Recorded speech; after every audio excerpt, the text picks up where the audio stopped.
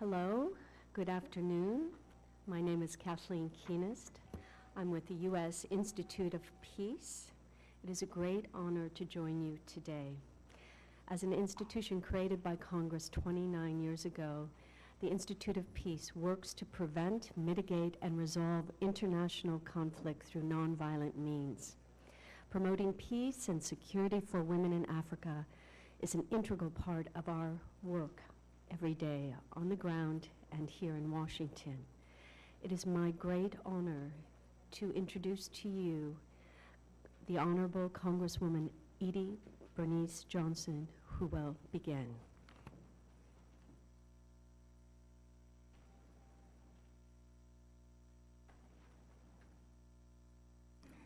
Thank you very much, Kathleen. And good afternoon to everyone. I'm fully aware that many people are downstairs trying to get through security. But excuse my voice, but I thought that we might go ahead and begin. I want to thank everyone for coming to be a part of this discussion. Thank you. Just put it right here. It is, actually, let me explain that my voice is not from the lack of water.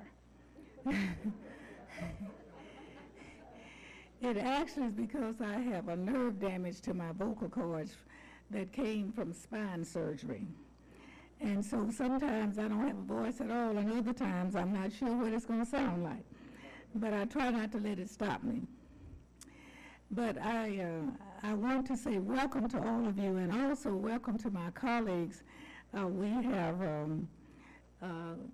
Congresswoman Bass, who is co-sponsoring this, but we also have the chair of the Congressional Black Caucus here. If you just stand, Marsha Fudge. And most of you will know Barbara Lee, who is a world traveler, former chair of the CBC. I'm delighted they're here, and there might be others, and if you wish to have a word, you may. The purpose, of course, of this dialogue is to facilitate conversation between members of Congress and other leaders in women peace issues around the world. As you know, the program that I started, the World of Women for World Peace, was in 2001. And I began my initiative because of seeing the cover of a Newsweek magazine after 9/11. 9/11 struck me, but within a month, there was a cover on the Newsweek magazine with two African kids, 14 and 12, all dressed in military garb with machine guns in their hands. And I thought, we've got to do something to spread the culture of peace in the world. And so I didn't know what to do, because you never know when you're going to get to the end of where you're going when you're trying to create a culture. So I decided to start dialogue, and I've tried to take it around the world, and especially attracting women, because I'm convinced that it will be the women who lead the world in peace endeavors. I'm also convinced that no woman gives birth to a child with the idea that when that child gets 14 or 16 years old, they're going to go into war to kill somebody else's mother's children. And so I think that when we are included in the dialogue around the world, we'll begin to see a difference. And it doesn't exclude men. I want to make that clear. It does not exclude men, but the focus on women is because we know as mothers, the hardest thing to experience is to see a child leave home and go to war. As a matter of fact, Mother's Day grew out of that same feeling after the Civil War, when mothers of the South decided they did not want to see their sons get killed in war anymore, and out of that grew Mother's Day. So I've always believed in bringing many women as we can together, and perspectives of people who are interested in spreading a culture of peace around the world. Most of you know that I have used the curriculum that was developed in The Hague and supervised by the UN with those points. And so over the years, I've hosted conferences, briefings, workshops, here on the Hill, in Dallas, Texas, my home district, as well as many countries, because I'm convinced that it's going to be people like us that's going to spread this word around the world.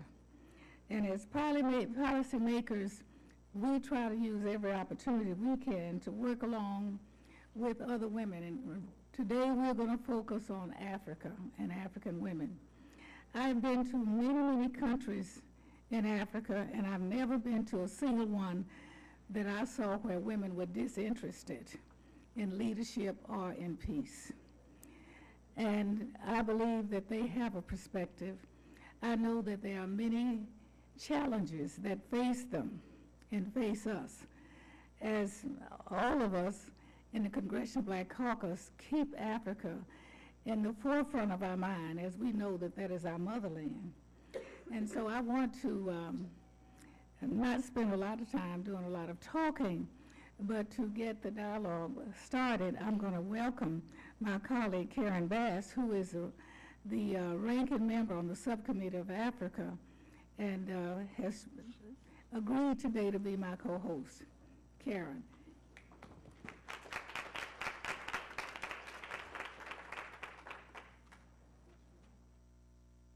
Well, first of all, let me thank Congresswoman Eddie Bernice Johnson, who always has a voice. She always has a voice in our caucus, no matter how it might sound. She's a very powerful member that I'm really happy to serve with. And I want to thank you for putting on this forum today. And I think one of the things that I'm very excited about in being in Congress is the ability to work with other great women leaders. Congresswoman Marcia Fudge was just here, Congresswoman Barbara Lee, who has been a leader for a long time and I claim as a mentor.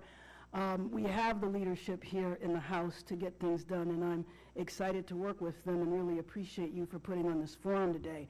I'm just back from a visit to the continent. Actually, I just got back yesterday. I went to Mali and met with women who were displaced because of the war. We were in Soweto and visited a clinic that has really benefited by PEPFAR, and we want to make sure that our country's contribution to PEPFAR continues. And I was also in the DRC, and I happened to be in the DRC the day that the agreement was going to be signed. But all that has taken place against women, the violence against women in the DRC, is one of the tragedies in the world. And so I am hopeful, and I will be hopeful about the agreement. I realize that that's just the first step. But in terms of the impact that that conflict has had with women in that nation is certainly something that causes all of us around the world great pain. Serving on the Subcommittee on Africa, I look forward to making sure that this year we address women's issues. And one issue that I want to see us address is the issue of maternal death around the world and the need for women to be able to control reproduction to address that. That is a condition that is just absolutely unacceptable in the 21st century, and is certainly something that is extremely rare in our country, and it should be extremely rare around the world. So thank you for inviting me to co-host with you, and thank you again for your leadership on this issue.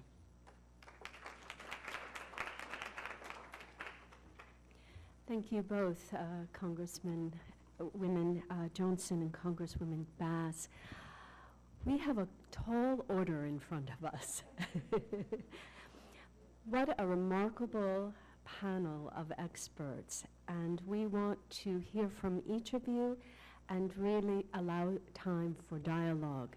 We have about a little over an hour, so I will ask each of the panelists to keep your remarks brief, to the point. We've asked you in advance if you would address two questions. The first, when you meet with women leaders and activists in these conflict countries in Africa, what do the women say? What are their needs, and what are their ideas for ending conflict? And the second round of questions, we'll go through the first one. We'll give you each a moment to introduce yourselves and give us a little context about what you do and what you're doing to address these concerns. The second question is, what suggestions do you have for members of Congress seeking to help the women of conflict countries in Africa? So I think that is going to be plenty of conversation right there. And what I would like to do is I'm going to work it from the center. I'm going to ask Assistant Secretary Carson to begin our comments, and then Ms. Bangura, and I'm going to go back and forth, if you will. And I will very briefly introduce each of our speakers, but their bios are on a handout. I hope you can read further, but Ambassador Johnny Carson was sworn in as Assistant Secretary of State for the Bureau of African Affairs in May of 2009. Ambassador, please.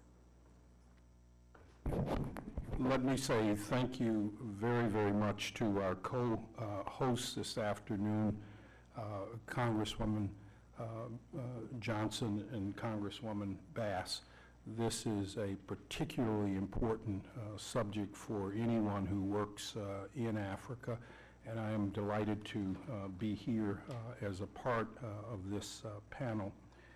I will respond very quickly to the question that you raised, and that is, what do women and women leaders say to me when I am in Africa about their condition?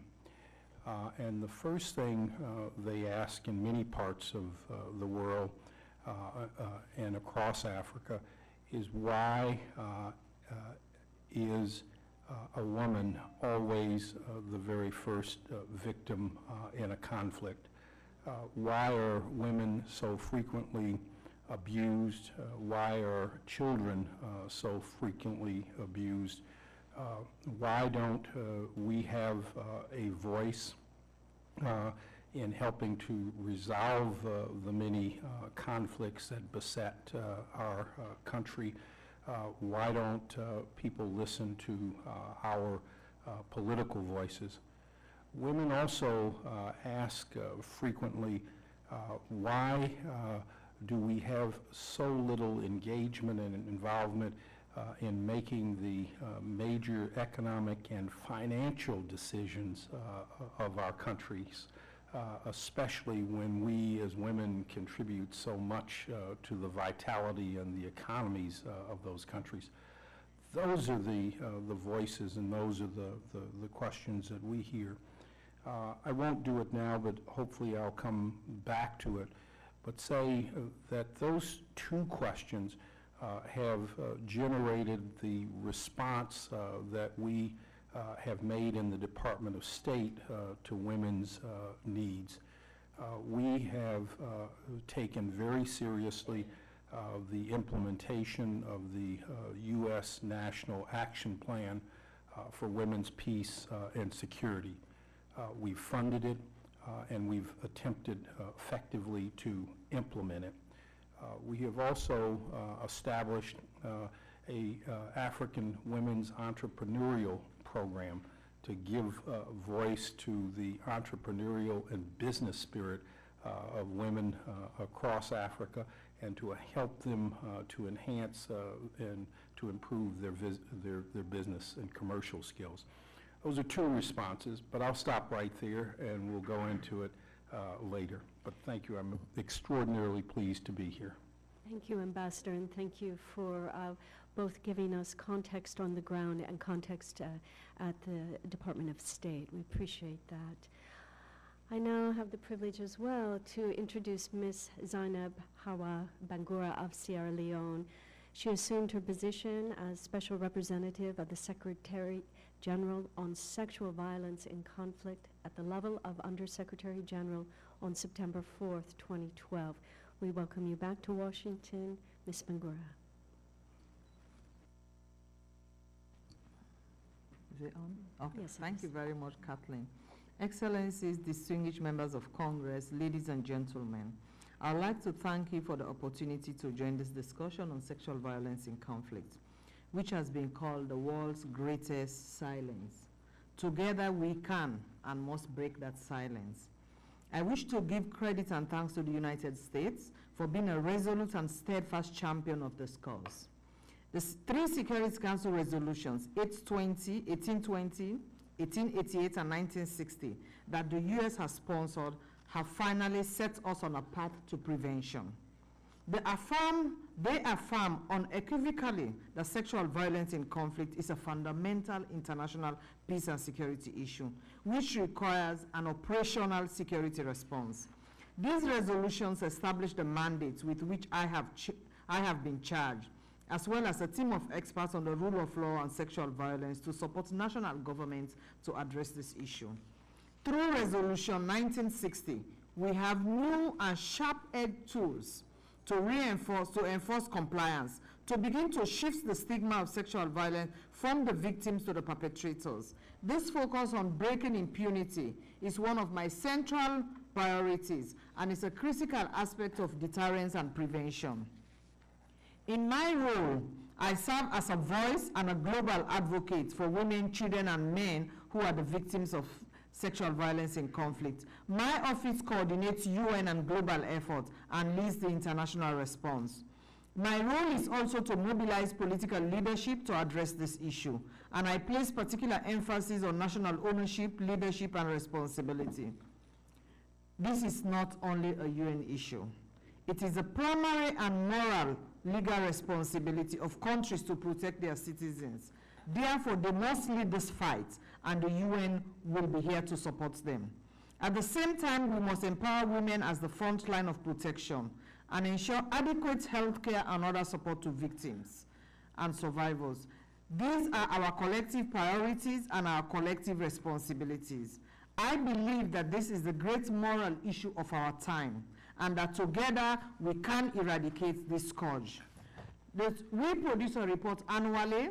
Our report is going to come out on the 15th of March. This year's report, which we call the Secretary General Report, covers 22 situations of concern: conflict, post-conflict, and situation of political strife. We are increasingly seeing sexual violence as part of the rapporteurs of violence in conflict situation and in the context of contested elections such as seen in Kenya, Guinea, and Cote d'Ivoire, and in the context of political strife in Egypt, Libya, and Syria.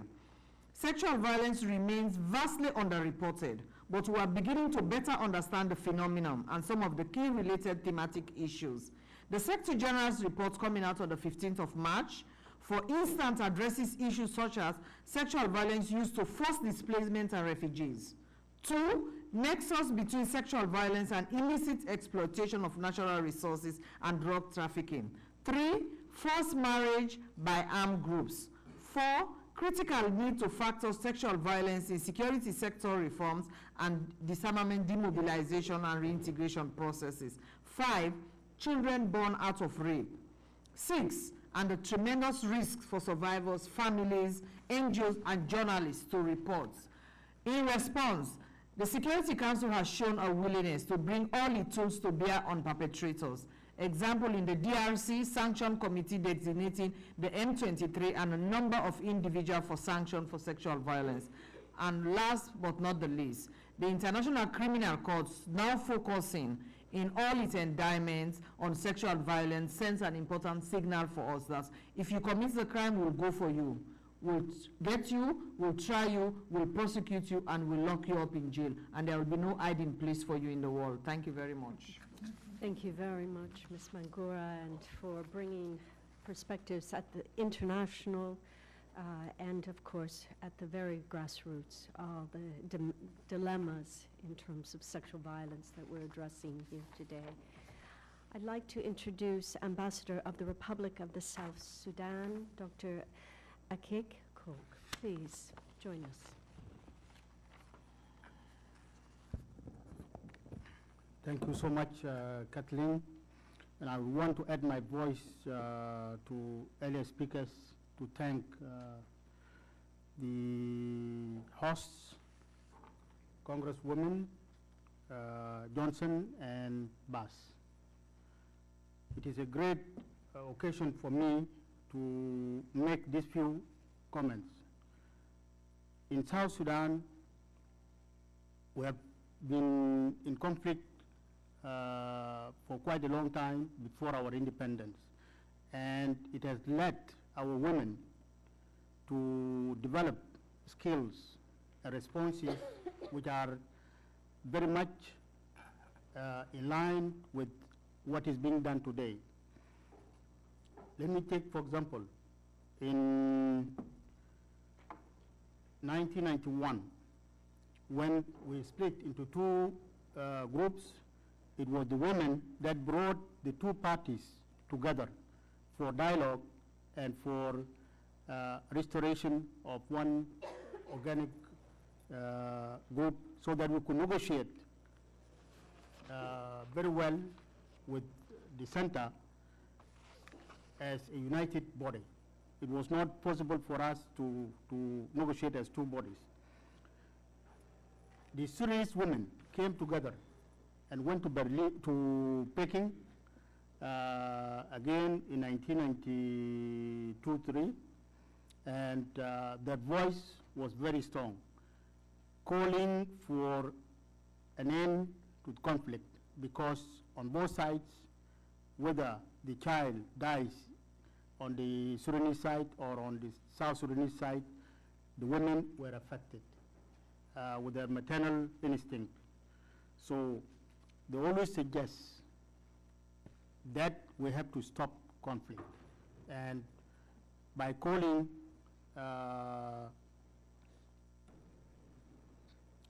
elders from non-warring communities to mediate, and including elders from the fighting communities, so that once a decision is taken, it can be easily implemented, so that they are part of the process. As the Honorable Undersecretary General said, women are victims of violence when they undertake some normal household duties, like getting to collect firewood. Because they are not armed, they are raped, they are taken prisoner, or they are killed. And the greatest loss is when women diminish in the society. We are working very hard to see to it that our women are empowered in a very great manner. We have a policy of 25% minimum representation in any of the national institutions, but they can also compete for the other seats within the 75%. I know they have a lot of power, they have generated a lot of ideas. We are thankful to our women. Thank you. Thank you very much, Ambassador, and thank you for giving us that view of the day-to-day dilemmas in South Sudan, and also the ways in which you are trying to bring opportunity in the political sphere for women to become more engaged and a part of the peace processes. Thank you. I would like to also take a moment here and recognize Representative Hank Johnson, who just joined us. Thank you, Representative. We now turn to looking at the area of our bilateral policy makers and, of course, critical players in the world with the World Bank. Marcela Gigali is the Director for Poverty Reduction and Economic Management, otherwise known as PRAM, for the Africa region. Please.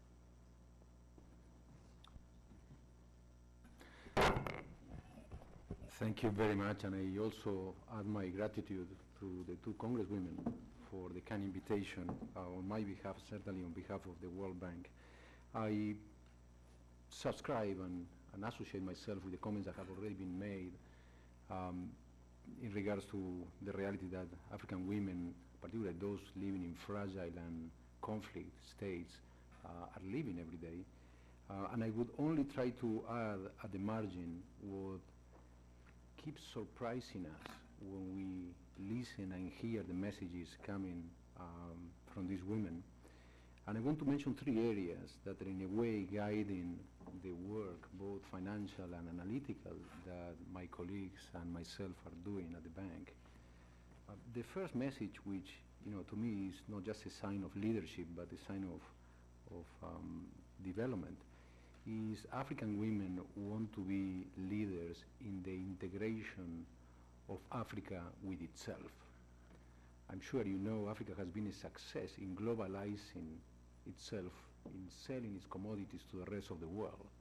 It's perhaps one of the most integrated, globally speaking, continents in the planet. But it has been a failure in integrating with itself. Trading within Africa is almost nil. Even across countries that are supposed to have custom unions, where goods, services, and people and money are supposed to flow with no interruption. So we did quite a bit of work in the Great Lakes area, particularly Eastern Congo and the cross-border areas with Rwanda. Why? Because that's where farm products show the highest differential in price. Your eggs in Congo are worth 10% of what they are worth in Rwanda. So it is poor African female farmers that are trying to bring their produce across borders. And we have documented both in writing, but also we have filmed the fate of women that every week try to cross that border with their eggs or with their farm products. And we have calculated that the probability of them being either physically or sexually abused is about 50% each time. So if you cross every week for 20 years, something is bound to happen to you. Now you can replicate that pretty much all over Africa, including the Sahel. We find some of this integration within the continent the answer to much of the violence we see at the moment, particularly violence against women. So that's an area where, again, we can hit three agendas at the same time. It's poverty, it's food security, and it's gender.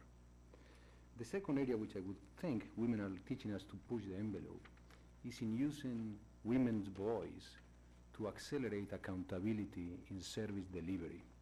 And I think I can explain this with a simple example. We gave Nigerian women in the state of Rivers cell phones the moment they are found to be pregnant. And they can text and be texted every time they had to interact with the doctor. But more importantly, we say, here is a particular text that you can send if somebody asks for money to give you the service. So it's a way to chase corruption. And we took a baseline and compared it with a year later, and indeed we practically wiped out, or the state of Rivers did, wiped out corruption in everything that has to do with birth and early childhood development, because women now have a voice that is expressed through ICT technology. The same can be replicated everywhere. Tanzania for teacher absenteeism is one case in point, where you can also see these kind of examples. And Rwanda is more and more going that way. And finally, another area where I think we can push the envelope is in literally listening to women. They can provide the evidence that will back the principle. Until now, we were very eager to bring this agenda forward on the basis of ethics. And it's a good basis, but it really carries a lot of additional water if we bring rigorous evidence. So we established several programs of impact evaluation, that's a technical lingo for it, to determine, for example, what happens to farm investment when women are trained and are given title to their land. And what we found is that both productivity and investment in that particular plot doubles compared to when the title of the land and the training is given to men. The same thing is when we train, or intervene as we call it, in giving mentoring services to young women or adolescent girls in Rwanda. Their chances to find a job, even a salary job, meaning a job with a formal boss, doubles. And it's an intervention that is particularly inexpensive if you think about it, because it's collective in nature. So these are three examples of the type of things we hear. There are many more, and I will be happy to share them with you as the panel moves on. Thank you. Thank you very much. I appreciate you putting the role of economic empowerment on the table in this discussion. It's critical, but also recognizing the risk inherent in that kind of empowerment process, and also the great examples in terms of poverty, food security, and gender, and looking at that nexus. I want to turn now to our colleague Nancy Lindberg, who is the USAID Assistant Administrator for the Bureau for Democracy, Conflict, and Humanitarian Assistance. And Thank you so much. I was going to bring you my microphone, but I think that will work. All right, thanks very much, Nancy. Great, thank you. Thank you, Kathleen. And again, I add my thanks to Congresswoman Johnson and Bass for convening us today. My bureau at USAID really puts a lot of my time at the nexus of these issues of USAID democracy, conflict, and humanitarian assistance. And I've had a chance to talk to a lot of women in a lot of conflict countries, from Somalia to Sudan to Mali, just in the last few months. And what do they say? I think without exception, women want security so that they are able to travel without being subjected to violence. They want the ability to support their families with dignity, and they want a voice. And so we have at USAID, in partnership with our State Department colleagues, really embraced the National Action Plan on Women, Peace, and Security, and that, coupled with a USAID strategic framework, have really formed the backbone of how we are putting women at the center of an agenda that encompasses economic opportunities, protection, and raising up their voices through participation in the political process. We understand that, especially in places where you have protracted humanitarian crisis, that it's critical to work with women to push forward that resilience to repeated crisis, and to enable women to have access to negotiations, to political participation, both as candidates and as voters. We've established a $2.6 million Global Women's Leadership Fund, which is working with women in Cote d'Ivoire, with women in Sudan, to enable them to have access to the kind of political training, to the kind of negotiation training that enables them to really have that voice at the table. I would also note that the Feed the Future initiative introduced by President Obama has at its heart understanding the need to increase economic opportunities specifically for rural Africa that depends on agriculture. And as we know, the majority of African farmers are women. And so it does become this nexus of issues that enable a development agenda to go forward.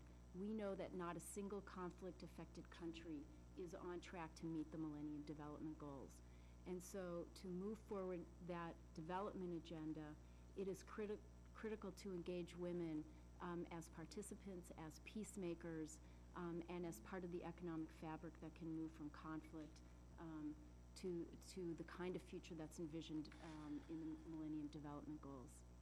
Great. Thank you, Nancy, and thank you for reminding us again about the U.S. National Action Plan and the role it's playing within our government to help put these issues of women, peace, and security forward. It reflects the long, hard work that went into the UN Security Council Resolution 1325 that really focuses on the engagement of women in peace and security issues. Well, what does peace and security look like?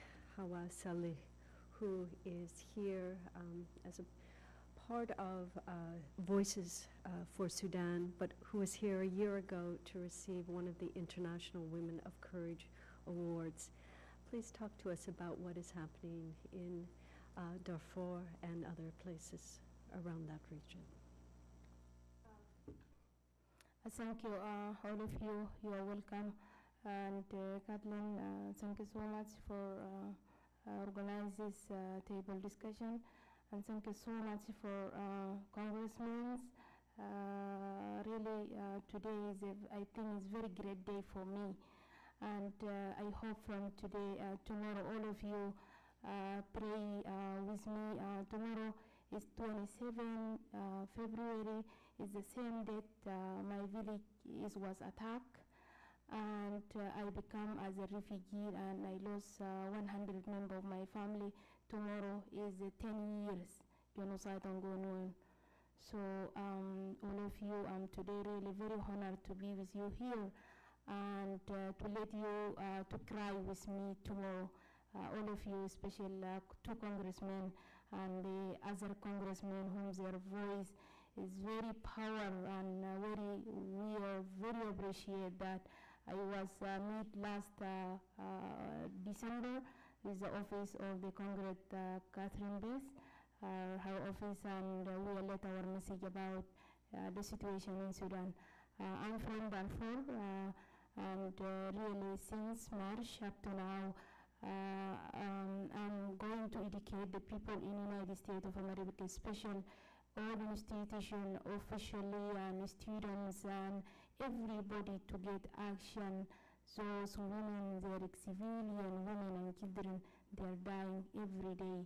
So in the terms of humanitarian situation, really the situation, not just in Darfur, 10 years genocide going on, but now it's moving to other area in South, in the Blue Nile and South Kordofan and Nuba Mountains. And this is a situation in Sudan, really so serious situation. And sometimes very sad. I'm telling that I'm coming from Sudan. Never, 50 years, the generation, never seen peace. And we are so appreciate also the ambassador of South Sudan. Now they're separated from Sudan. We are very sad that they was in part of Sudan and they was now separated as their own country. We appreciate the women and the children and the generation whom they lost the future. They get their hope again to go recreate it again, new generation hope. And at the moment, really, this is a very wonderful moment.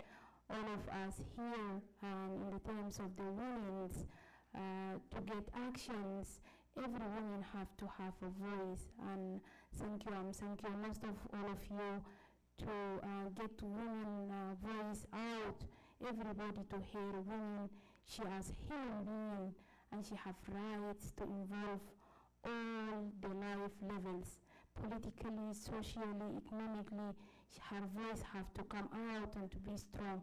And for this, we are now, yes, what I know that I'm coming from the community, is very difficult, the women voice to come out. It's not easy. And according to traditional customs, and the bad understanding to the people of the religious, I was now front of youth, but I'm not believe that I'm alive. 3 times I was arrested because of women advocacy. And 2 times I was being kidnapped, but I not believe that I'm alive up to now. The last time my arrested becomes international figure, and I since never seen before the congressman in Pennsylvania. They look in my case for my release, and then they transferred from my release to State Department. Hillary Clinton and Susan Rice, they signed about my release. I'm very honored that I'm alive. And so this is for women's rights.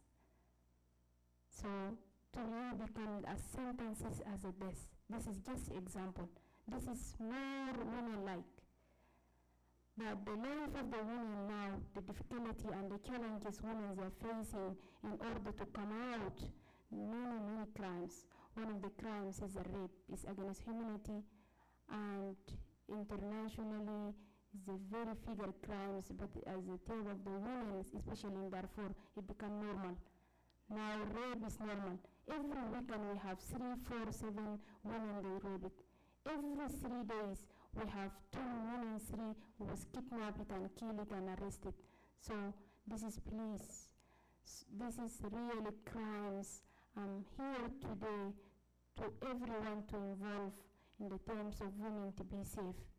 I was 9 years in the camps as a refugee camp since 2003, 27 February.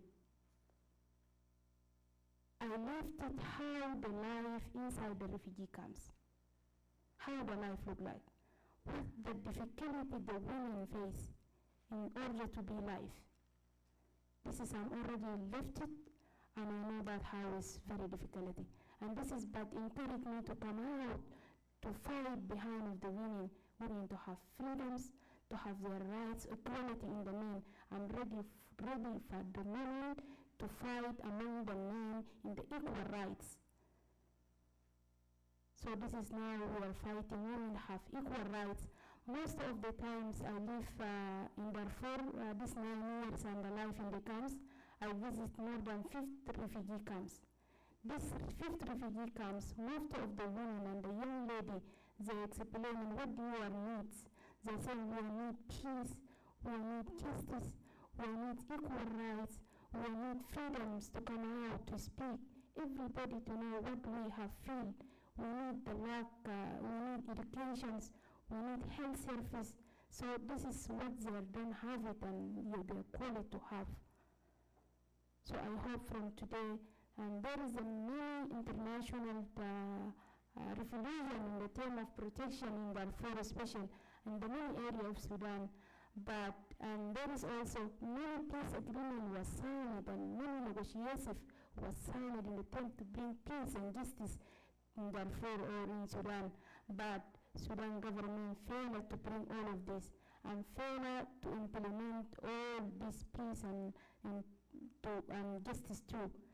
So I'm here today really and very appreciate that to share with you. This is just example and I'm the witness in the life of the camps Hawas. And many of the people border across the country to other country. I was never seen it. I wrote many books. In the books of the people there was happening genocide in Rwanda, in Congo, in Sierra Leone, but never seen the suffering like what's happening in Darfur. Never. Thank you, Ms. Sile. Thank you so much, all of you, and really the time for to get action. I invite all of you, we have 10 of March rally in front of White House here, and all of us join us to call protection and deliver humanitarian to all people who need it in Sudan. And this is good opportunity to all of you, especially I invited 2 congressmen and 2 congresswomen, and I will be very appreciate to hear their voice there. Thank you so much, all of you. Thank you for your voice, and thank you for sharing your own personal story. It brings it very much close to heart. We know that civil society is a key player in all of these processes and changes underway, and it's happy to invite Ashraf Khan, who is the new Chief Executive Officer for Women International. She's been in that position since last June, and we're grateful that you could join us here this afternoon. Thank you very much, and thank you, Congresswoman Johnson and Bass, for organizing this hearing. I think it's unique in the sense that it brings together both policy actors, people on the ground, activists, and people working in the administration, all of which help to lend voice, agency, and participation to women's issues throughout the continent. I'll just give one brief overview on Women for Women International, and then try and answer 2 of the questions that were asked. Actually, we're just going one round okay. first, the questions. So we'll I think on the questions then, I think the approach to those questions is pretty much grounded in the work that Women for Women does, and partly because we deal with women in an integrated way. Women are well, they're economically empowered, they know their rights, and they form social networks. When we speak to women, the more than 380,000 that have been enrolled in the Women for Women program, I recognize that 2 points come out very clearly. Greater involvement of women and bringing women into the decision-making processes around peace, and very clearly that's lending women an opportunity to have a voice in a more inclusive way. So including women in implementing bodies and supporting local organizations and women's networks, 2 crucial pieces. The second is, I think, recognizing that women need greater assistance becoming economically self-sufficient so they can support themselves and their families. It's going beyond just to thrive, just to survive, to look at the opportunities to thrive. And in that sense, it's a crucial element of economic empowerment, allowing women the space to join those processes. of peace and building peace in their communities. And thirdly, that the engagement of men as being a crucial point around women's security, both during and after conflict. I think violence against women is not an inevitable part of that conflict, and those who perpetrate violence need to be held accountable, but also at the grassroots level, knowledge of women's rights, and we have a men's leadership program that has focused on training more than 2,000 male community leaders in Nigeria since 2002, and more than 1,000 male leaders in Congo, is an important part of creating a community support for women's rights. Then with respect to the question around women's safety, I do think addressing impunity is crucial, but I also think that supporting networks of women at the community level is a critical element of women recognizing, knowing their own rights, and forming groups to speak up about those rights. And you have a number of organizations that are based in the US, but also African-based organizations that are crucial to not only speaking out at the international level, but speaking at the community level, and building support for those is key. With respect for suggestions for members of Congress seeking— That's where we're going to go a second round. Fine, I'll stop there then. And just my last point, I think, will just be that I think partly the frameworks that have been set, whether it's Security Council Resolution 1325 or 1820, 1888, and 1960, these are important international elements. I think more and more building up national capacity and national plans of action to address peace and security on the ground in countries in Africa is an important way of helping sustain, localize, and create, in a way, a national capacity to address those issues in the context of those countries where there's a clear differentiation and different set of agendas that need to be addressed, whether it's Congo, whether it's Rwanda, whether it's South Sudan, or the current conflicts in Mali. I think a national process that allows for engagement, full inclusion, participation of women. And I think we should all be proud that 2 of last year's Nobel Peace Prize winners were African women who had helped lead that peace process. So we have successful models in Ellen Johnson Sirleaf and Lema Gabawi about how that change can be effected at the highest levels, and now is the time to invest in the grassroots ability to mobilize support. Thank you very much, and thank you for bringing forward some new ideas to the discussion here, the engagement of men, that it is critical to have male champions who understand that this is a critical part of the process of peace, and certainly looking at national capacity. And I think that Ms. Bangura has been talking about that as well in some of her recent comments.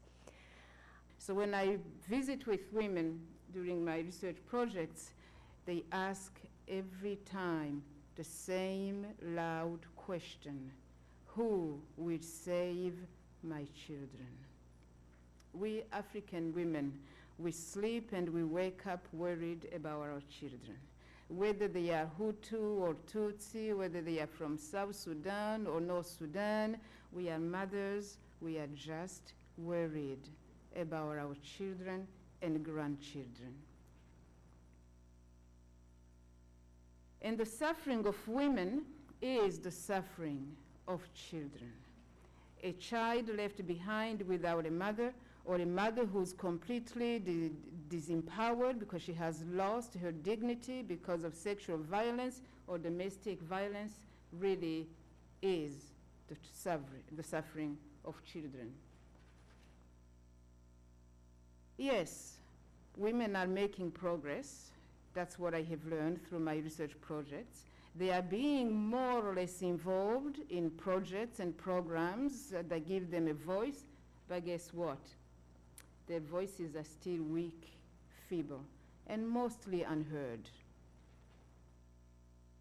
High school girls are negotiating the rubbles of war in Burundi here, trying to study, to get ahead, doing their laundry, hanging it out, but going to study in under broken windows that endanger their lives. African women are asked to really sacrifice everything for peace because That's the only choice that we have. But what I hear all the time that we really need to hear more often is that promoting peace and security for women is advancing youth's positive engagement in African nations. Because we all are familiar with the problems with youth. That's how Congress Johnson, became interested in the plight of women and youth, looking at the pictures of children who were engaged in combat, 10 or 11 years old. But guess what? If the mothers are stable and they have the means to care for their children, that will stop. These are school children in Sierra Leone. Conflict, war, violence, poverty, and the conscience of the nation and the world community. Empowering African women is empowering current and future generations. We are the heart of the family, but we are also the heart of society. The African woman is the pillar of development. She's the backbone of society. She's the nurturer of love. She's the cradle of humanity, the architect of forgiveness and hope for the future. Now, you are very special to me. This is really a big part of sharing this evening. This is my mother, and this is her voice, asking all of us to lend me a hand, to hear her, hear me, hear my African sisters, daughters, and granddaughters. My name is Angela.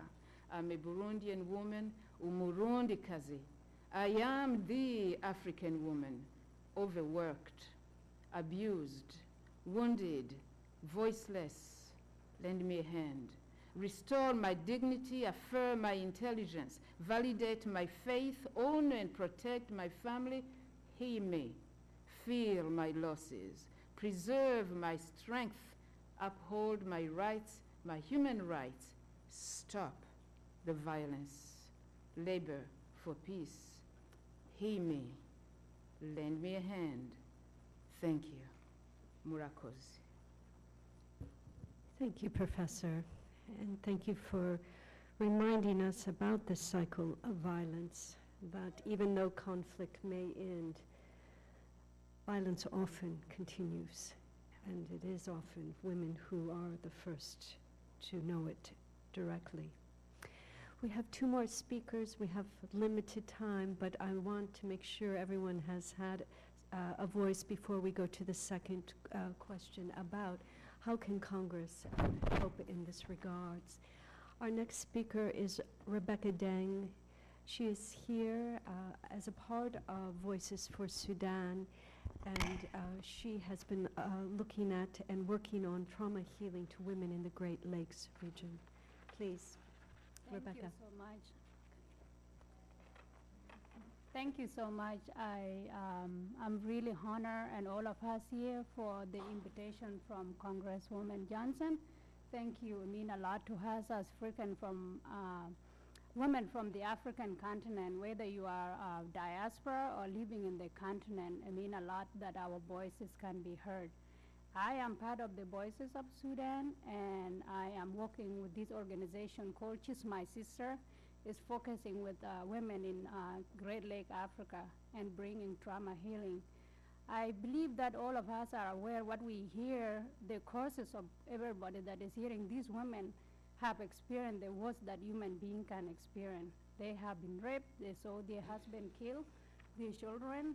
And so as we move forward, I believe in the leadership of the African women and of all the women in general. And these women, I'm a product, I'm alive today because of the great Second Sudanese War. I was raised by women. All of my fathers or uncle and everybody was in war fighting. So I was carried by the women during the war. I was given discipline to live in a refugee camp. And it was a woman again that advocates on behalf of me and others people. So I can say proudly today that I am a former lost girl of Sudan. And I made it to the United States, not because of my strengths, but because of my mothers that let their voices heard about the situation of children in the refugee camp in Kakuma, in Ethiopia, in Uganda. And so I'm asking all of us today that we keep thinking of these African women, and we think of them not as victims, but as women with strengths, and that can move things forward. So that will be my one point, because when I meet these women, I was a child when the war happened, but I'm always moved. I went back 2 years ago to southern Blue Nile. I never been there. It was a different tribe than I was brought up, but I was moved by these strengths. They never called me that you are from what? They called me my daughter. That was my name in the little village. And that's what I want us to carry on, that strength of the women. Let's just join us and join them, because the worst that happened to them. And they just need our help to help them identify more of the strength that they are not seeing, to give them training. So thank you so much, and I will talk more in the next question. Thank you very much, and for bringing forward the importance of transforming one's victimhood into empowerment, and you embody that. Thank you very much for sharing that. I want to recognize Congresswoman Karen Bass, who joined us this afternoon. Thank you. Our last speaker on the panel, but not the last word, Farah Council is the program manager for the Institute for Inclusive Securities work in South Sudan and Sudan. And she has been leading efforts to advance the inclusion of women in the ongoing peace processes. Thank Please, you. Farah. Thank you, Kathleen, and thank you so much, Congresswoman Bass and Johnson. It's a pleasure to be here. Thank you so much for hosting it, and for the other Congress members that are here as well. I am from the Institute for Inclusive Security. Our mission is to promote the participation of women in peace processes. I lead our work in Sudan and South Sudan, and I want to thank Rebecca for segueing so nicely into what I was going to talk about, which is resilience. There's been a lot of discussion about the voices of women and the need for the voices of women to be present, so I appreciate that coming up so repeatedly. Our mandate, again, is participation, so we focus on the participation pillar of UN Security Council Resolution 1325. And so what I want to do now is take a moment and give you a bit of a story that's very recent, only in the last few weeks, of women from Sudan and South Sudan coming together to say enough is enough, and this is how we think the peace process should go in between Sudan and South Sudan. Before I say that, I want to just also note that participation is not an important, is this better? Can you hear me? Okay. Participation is not an end in and of itself. It's not about only having women at the table. It's because having more diversity of voices and more inclusive peace process will actually bring issues to the table that are not being discussed, and therefore it will impact security in a positive way. We know that in Sudan and South Sudan, I've been working actively there for 3 years. Every single time I've met with women, and I can't speak for them, but I'll tell you what I've heard, is that insecurity is the #1 issue. And that looks a lot of different ways. But if more women are actually present, as those congresswomen here know, there are different issues that come to the table, those social issues that are sometimes missed in high-level political discussions. So recently, I'll refer you to a document that you have. It's a one-page communique in your packets if you have them, or from outside. And this is a communique produced by 20 women, 10 from Sudan and 10 from South Sudan, recently in January 2013 at the African Union Summit. We brought 20 women together from both countries for about a total of 12 days to do advocacy around the peace process in Sudan and South Sudan. Some of you may know that in September of 2012, 9 peace agreements were signed, 9, oil, nationality, security, etc., and not one of them has been implemented. The peace process is very stalled.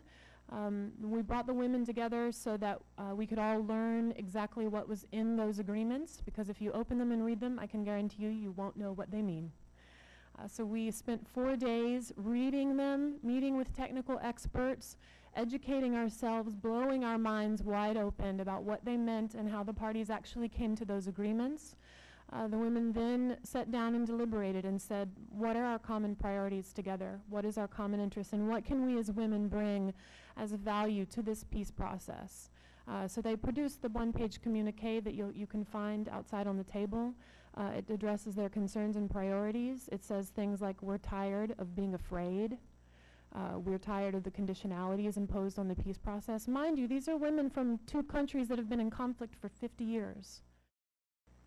Thank you very much. I think the Congress can continue to play a role of advocating and providing a platform for women's voices to be heard, not only on the Hill, but also in the executive branch and among various constituency communities.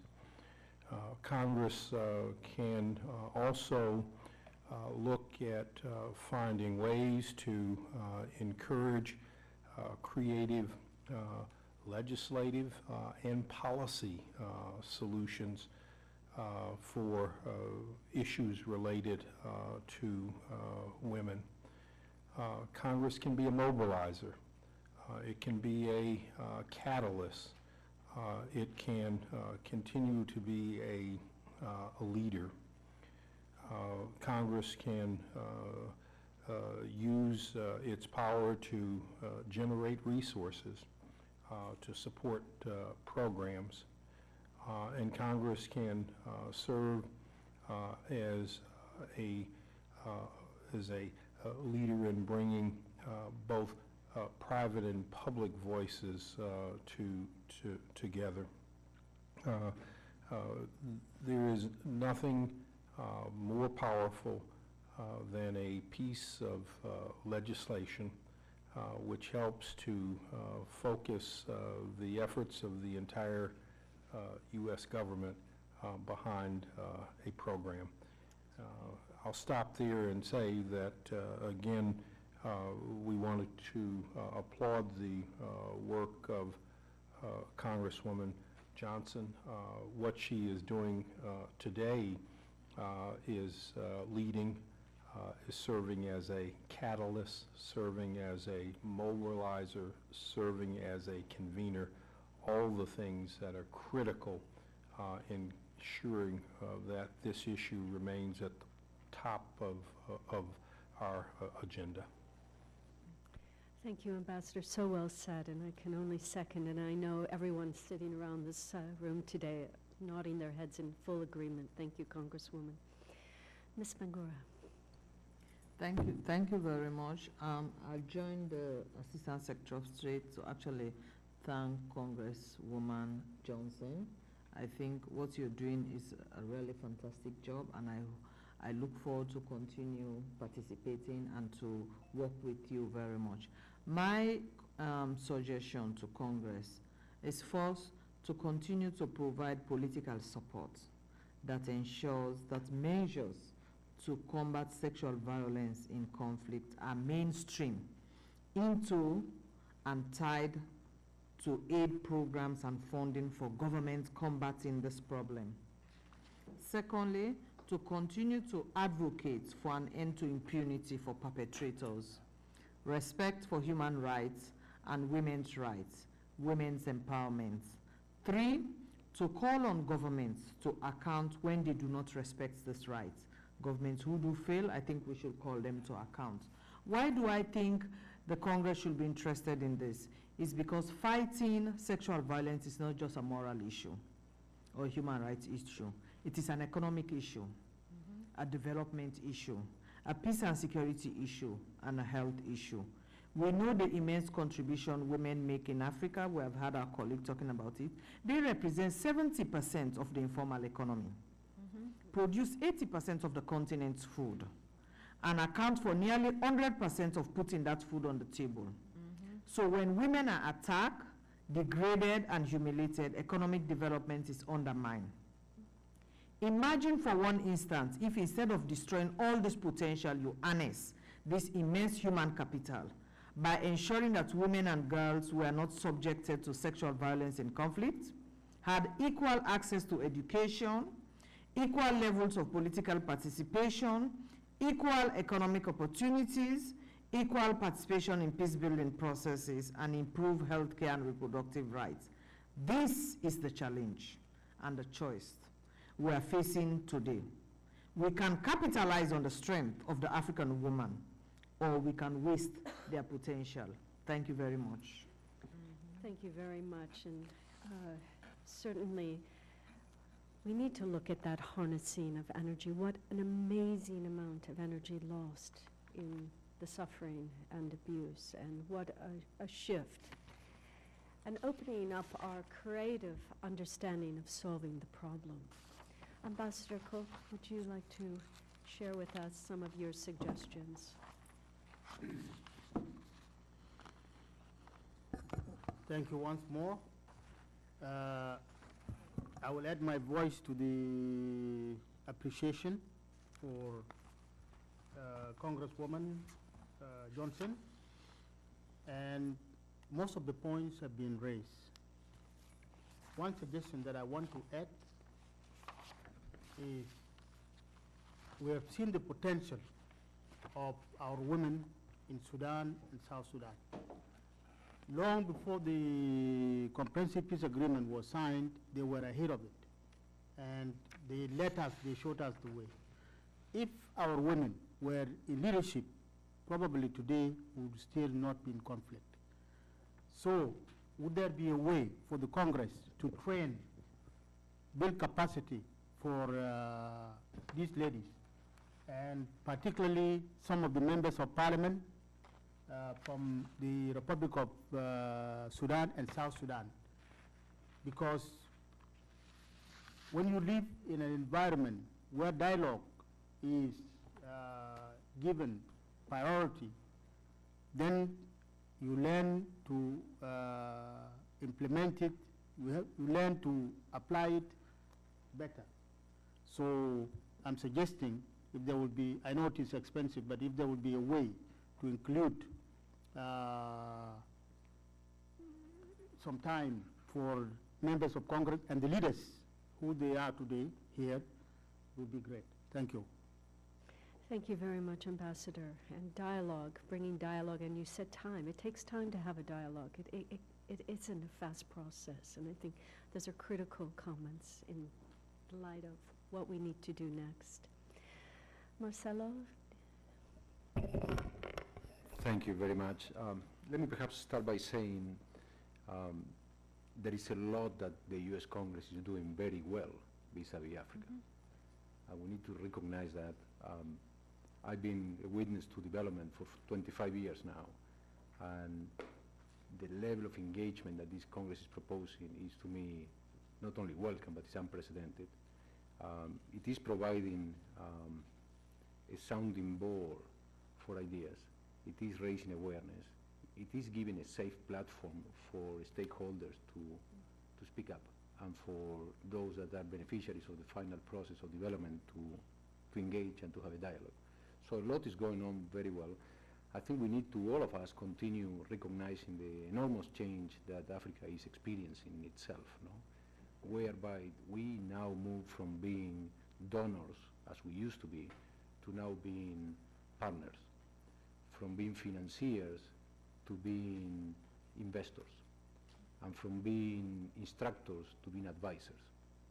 That change in mentality is something that we all had to embrace, and I think the leadership of not just the U.S. Congress, but the U.S. in general, will be critical for that. Tactically speaking, I would also urge that we all consider that food security is not just a reactive crisis situation once in a while when drought or fighting interrupts the flow of food, and we see these children with blunted stomachs in television. Rather, it is an opportunity for development. It is a gender agenda. Food in Africa is a gender agenda. And there is a lot we can progress by just taking that issue proactively, seeing where our investments are going, how we can help women take the leadership in what they are actually doing, but they are not able to exploit, which is to feed their own continent. Thank you. Thank you very much. Africa is a gender agenda. I like that, and I think it's something that we have seen here this afternoon.